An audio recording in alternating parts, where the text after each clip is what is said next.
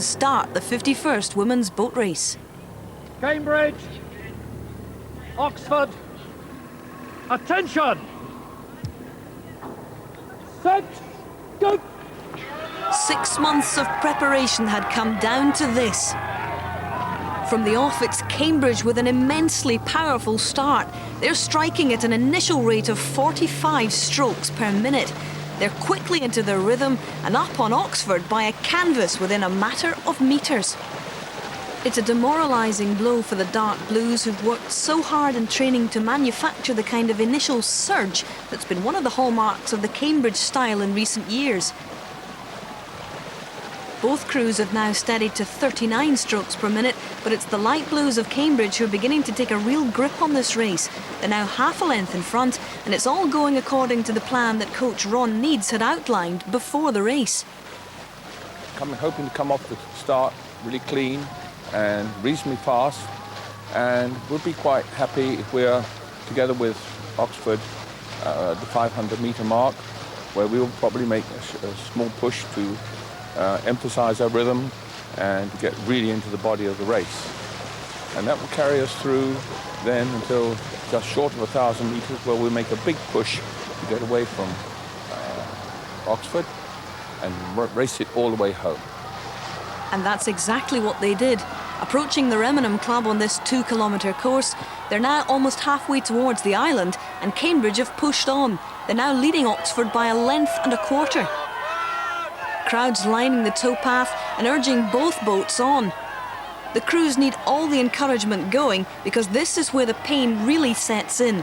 Lactic acid is building up in the arms and the legs as the muscles begin to scream.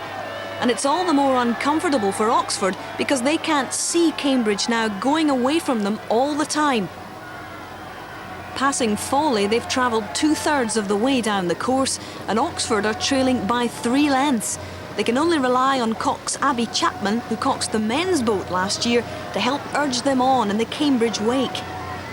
But it's the light blue 8 which has settled into a strong rhythm, striking 35 now, and Sarah Matthews, Linda Macrae, Anne Rowland, Sarah Brydon, Chariot's Gosling, Jackie Harkins, Sarah Winkless, Joe Dowman and Cox Macrae Crossman know the race is won.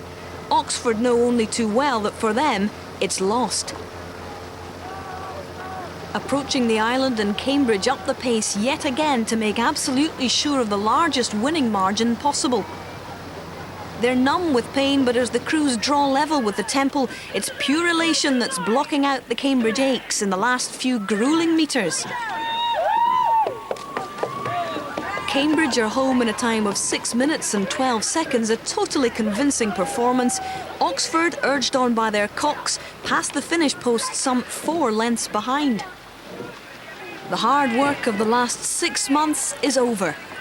For Sarah Matthews and the Light Blues, their reward is exhaustion and joy. They win the boat race for the 5th year in succession. But for Oxford, there's only pain, dejection and tears, particularly for President Emma Haynes. The journey back to the boathouse isn't one they'll savour, but for Cambridge it's a chance to soak up the good wishes from the towpath and reflect on their university's domination of this event, 34 wins in 51 races. They rode to the plan, and you could see the moves they were making just before they came to Forley, a really good strong push there. And then as they came to the last 500, they upped and then built it all the way home. They had no need to build it home, but at least they went as I told them to go.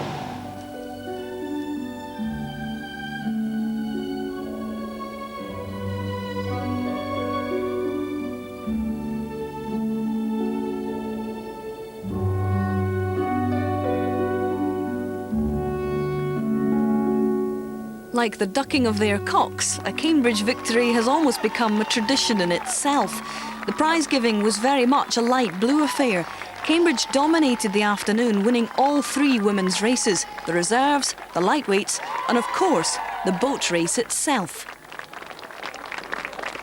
Very many congratulations. Sarah, when did you know you had won the women's boat race? It's difficult to say. You could never know a race is won until you cross the line, but I think once we got over a length, I felt pretty confident that we were probably going to win. But we weren't going out to win the race, we were going out to win by as many lengths as we possibly could. We just kept so strong and just kept going away, and it was just a great row. Really good fun. How do you think the men's boat race is going to go? Close, but Cambridge. I wouldn't have expected any other answer. Well done.